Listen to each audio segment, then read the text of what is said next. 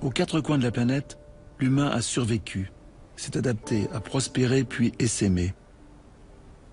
Et chaque fois, son inventivité a pris un visage différent. Donnant naissance à des cultures différentes, riches, pittoresques et captivantes.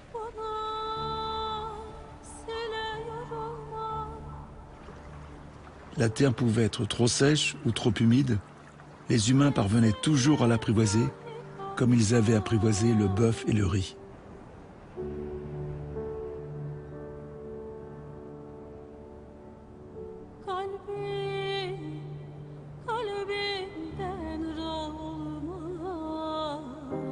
Avec le feu, l'homme a découvert les métaux. Et ses outils sont devenus de plus en plus performants. Partout, il a creusé la terre à la recherche de roches précieuses, de métaux rares, puis d'énergie enfouie. Toujours, il y a mis ses deux atouts principaux, son intelligence et sa coopération. Et son entêtement à tout vouloir réussir lui a fait accomplir des prouesses. Peu importe les difficultés, peu importe le temps et les sacrifices, l'homme efface tous les obstacles que la nature met devant lui. Il remporte tous les défis. Et puis, il y a 150 ans, l'humain a réussi à un coup de génie qui va marquer une nouvelle rupture totale dans sa vie. L'exploitation massive de nouvelles formes d'énergie, condensées et disponibles à l'excès. Le charbon, puis le pétrole. S'ensuit un changement radical d'échelle dans son succès. La révolution industrielle. Il exploite les énergies à grande échelle, de manière plus systématisée, organisée, méthodique. 150 ans sur 4,5 milliards d'années. Par rapport à l'histoire de la Terre en 24 heures, cette époque nous place seulement à 5 microsecondes de minuit. 5 microsecondes. Même un clignement d'œil dure 100 000 fois plus longtemps. Il y a 5 microsecondes donc. L'être humain apprend à maîtriser l'énergie comme aucun être vivant ne l'avait jamais fait. Et change pour toujours la condition humaine.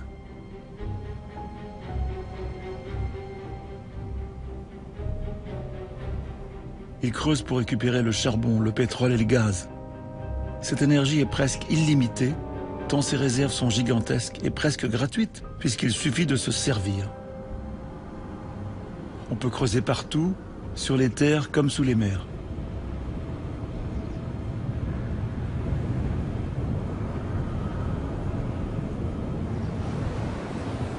Ces énergies fossiles proviennent de la décomposition de végétaux morts depuis des millions d'années. C'est pour cela qu'on les appelle fossiles.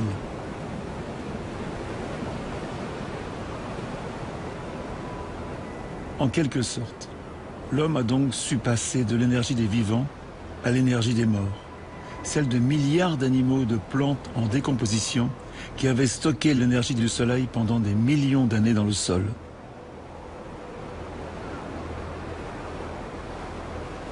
Rendez-vous compte, cette fois-ci, il ne se contente plus de maîtriser l'énergie qui passe d'un être vivant à un autre, comme pour l'agriculture ou l'élevage. Cette fois-ci, l'homme réussit à la prouesse de récupérer aussi l'énergie fossile qui s'accumulait et n'avait jamais été exploitée. Une énergie incroyablement plus concentrée et plus puissante.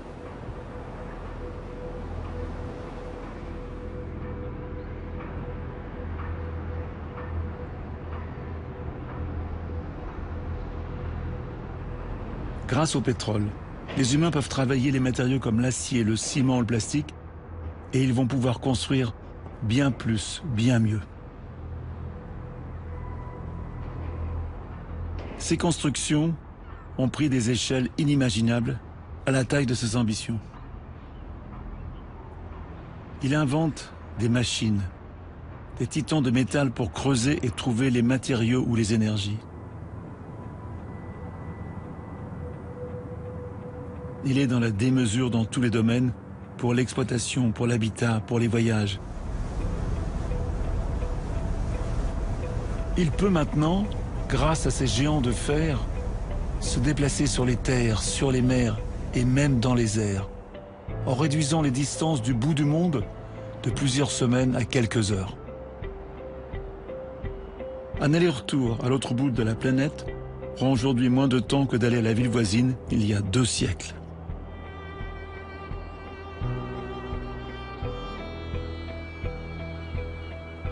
Ces frêles esquifs se transforment en bateaux-usines, capables de localiser, traquer et récupérer le poisson à la tonne sans risquer sa vie à chaque sortie en mer.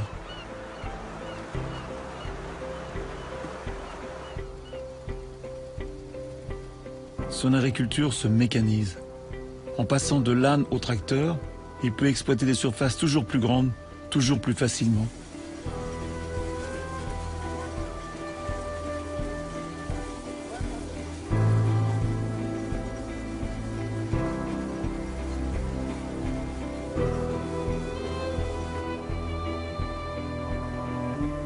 Le pétrole, c'est la potion magique qui a permis de faire reculer la faim omniprésente.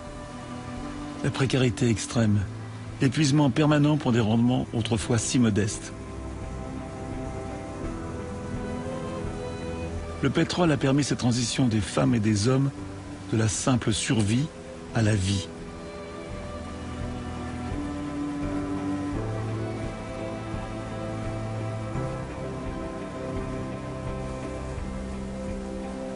L'homme maîtrise totalement l'irrigation. Il creuse des centaines de mètres sous la terre pour éveiller l'eau qui y dort depuis des millénaires et lutter contre la sécheresse, même dans les champs les plus arides.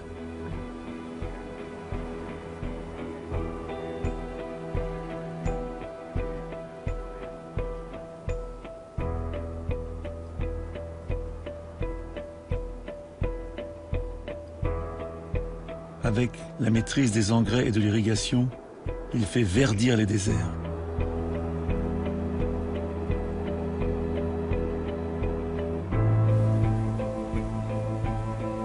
Grâce au pétrole, il va aussi inventer de nouveaux pesticides, bien plus efficaces pour lutter contre les mauvaises herbes ou les animaux nuisibles. Fini les récoltes presque totalement perdues, mangées par les vers et par les rats. Adieu les famines.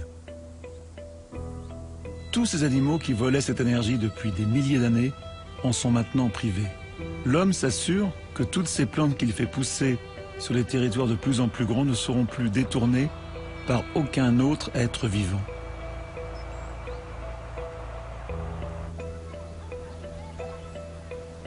À partir du pétrole, grâce à sa maîtrise des éléments chimiques, il invente de nouvelles matières comme le plastique. En agriculture, le plastique va lui permettre d'apprivoiser les rayons du soleil, piégeant leur chaleur à l'intérieur de la serre. Le fameux effet de serre. En captant ainsi l'énergie solaire de manière bien plus efficace que jamais auparavant. L'humain va pouvoir faire pousser ses cultures même lorsqu'il fait froid. Et avec la lumière artificielle, il les fait pousser même lorsqu'il fait nuit. Car l'efficacité et la productivité ont tellement été sélectionnées chez l'être humain que c'est devenu une seconde nature.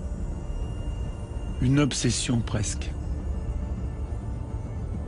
Puisque les plantes ne dorment pas, il est logique de vouloir les faire produire en permanence.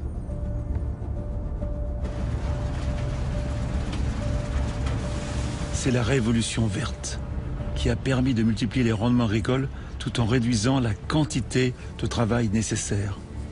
Grâce à la mécanisation de l'agriculture, l'utilisation d'engrais très efficaces, l'irrigation ultra performante et les pesticides très puissants. On est ainsi passé de 1000 kg de céréales produits par agriculteurs à 500 000 kg. Oui, vous avez bien entendu. 500 fois plus en 150 ans à peine. Les éleveurs également ont pu changer la dimension de leurs exploitations. Ils peuvent maintenant gérer efficacement des centaines d'animaux en optimisant le nourrissage et le soin et en permettant à plus de gens l'accès à une viande beaucoup moins chère.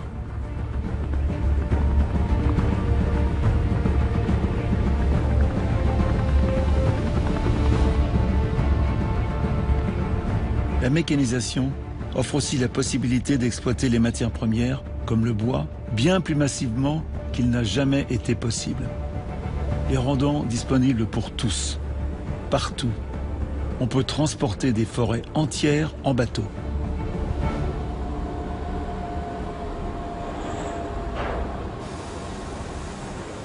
Les denrées voyagent à la tonne et les échanges permettent progressivement à la faim de reculer dans le monde.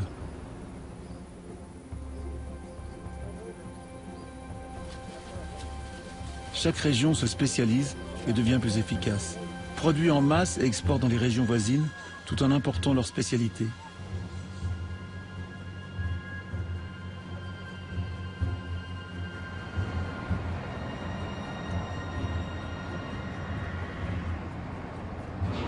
Sur notre table, steak d'Argentine, tomates du Maroc, avocats du Mexique, crevettes du Vietnam, soja du Brésil, riz de Thaïlande.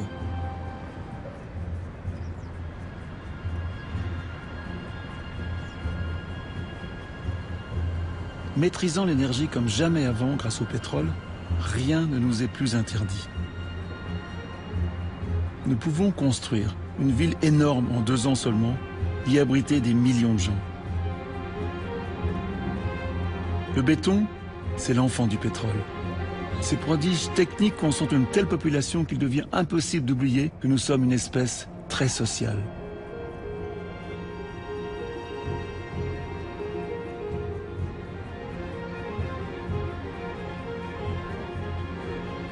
Les populations grossissent et nous construisons des villes de plus en plus grandes, de plus en plus hautes, de plus en plus organisées.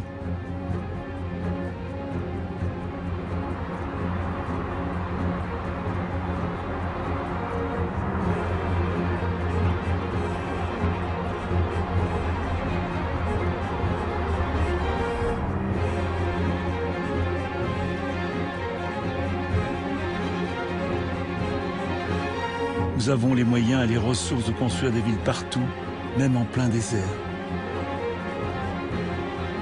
Il suffit de dessaler l'eau de mer, d'importer du sable, le deuxième matériau le plus consommé du monde après l'eau, et d'en faire du béton.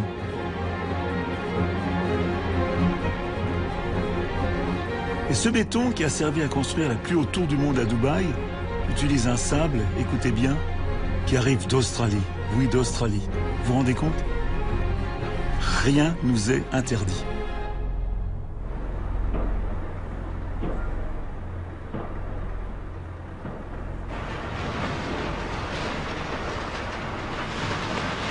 Tels des fourmis ou des termites, nous construisons énergiquement pour notre population sans cesse grandissante.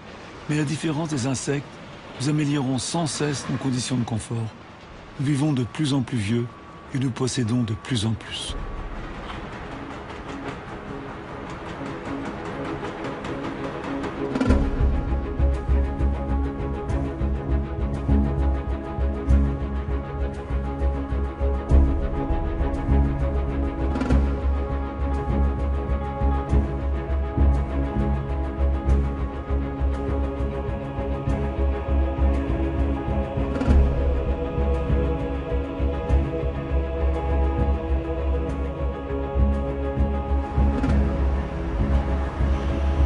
Il a été calculé qu'un litre de pétrole, c'est l'équivalent énergétique du travail de 100 personnes pendant toute une journée.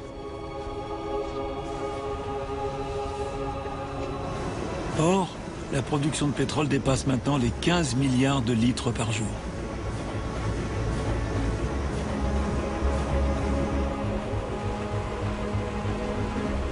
L'équivalent de l'énergie de la force physique de plus de 200 fois tous les habitants de la planète.